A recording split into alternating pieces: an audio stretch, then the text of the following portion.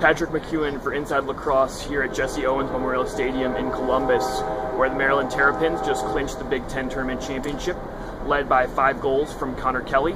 Matt Rambo added a goal and 2 assists, and Colin Heacock added a goal and an assist.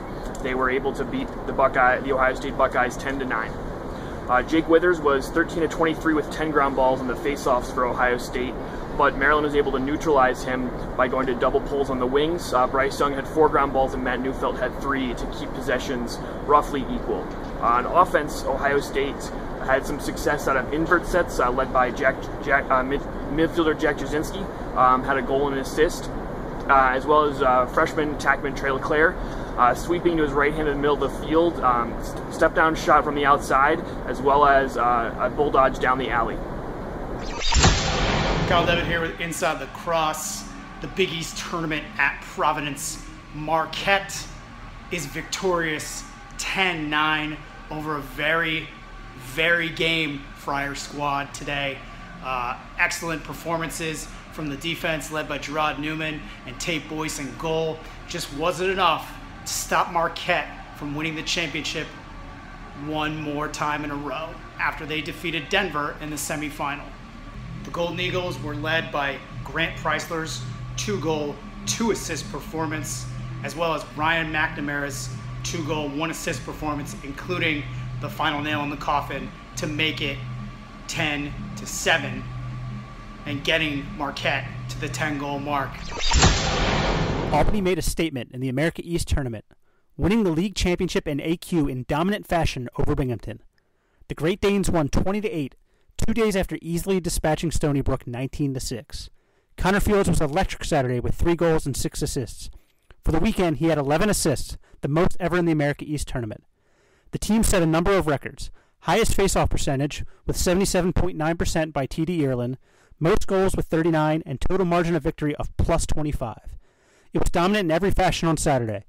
Bennett Drake, who took a tough hit Thursday, showed no sign of slowing down with 2 goals. Troy Ray was electric with 4 ground balls and 3 calls turnovers. Now Albany is assured a spot in the NCAA tournament. The big question Sunday, will the Great Danes host a first-round game? The loss closes a successful season for Binghamton under first-year coach Kevin McEwen.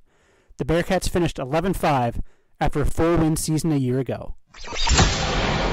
Richmond was a team to reckon with nationally at points this spring, but Air Force still seems to have the Spiders' number, earning the SoCon title with a 9-6 win in Virginia.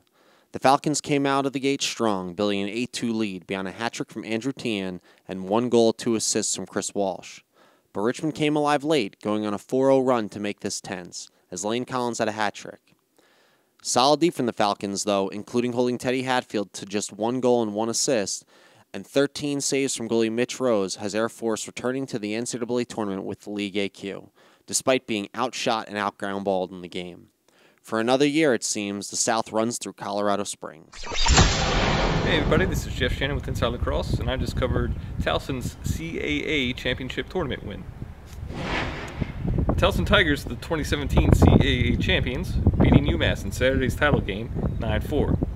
Towson scored 4 first-quarter goals to take an early lead and never gave it up. Senior attackman Ryan Drenner led the offense with 2 goals and 1 assist. Fellow attackman Tyler Conan added 2 assists, and midfielder Mike Lynch contributed with 2 goals. Senior goalie Matt Hoy, who earned Tournament Most Outstanding Player honors, finished with 8 saves against the Minutemen. Tiger face-off midfielder Alex Woodall went 8 for 16 against UMass. Woodall also scored 1 goal off a face-off win to start the 4th quarter. Short stick defensive midfielder Zach Goodrich was also crucial, recording a game-high 5 ground balls, 1 calls turnover, and a scored goal. For Towson, this is their 3rd CAA tournament title, dating back to 2015. Earning the league's automatic qualifier, the Tigers are expected to play on the road in the first round of the NCAA tournament. Bryant is going back to the NCAA tournament, its 5th trip in 6 years, after muscling out a 5-4 victory against Hobart in the NEC Tournament Championship on Saturday. 5 different Bulldogs scored in a balanced effort. It was a complete turnaround from their matchup earlier in the regular season, where Bryant had a disappointing outing and Hobart dominated 13-6. This one was a true clash of styles, with Hobart's high-powered offense against the tough D of Bryant. The tough D won out, with goalie James Werner taking home MVP honors with 10 saves in the championship game.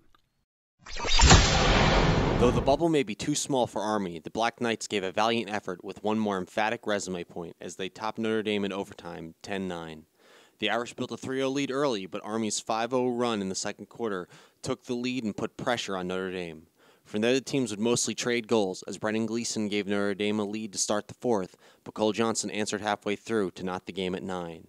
In overtime, David Sims was the hero, as he was in Army's other big resume win against Syracuse, this time barreling into his defender and nailing a shot to take the victory in West Point.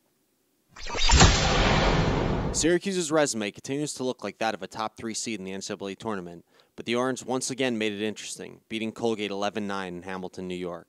Syracuse kept building leads just to see the Raiders chip away and dig closer. A 4-0 run from the third to the fourth quarters finally gave Syracuse the breathing room for the win.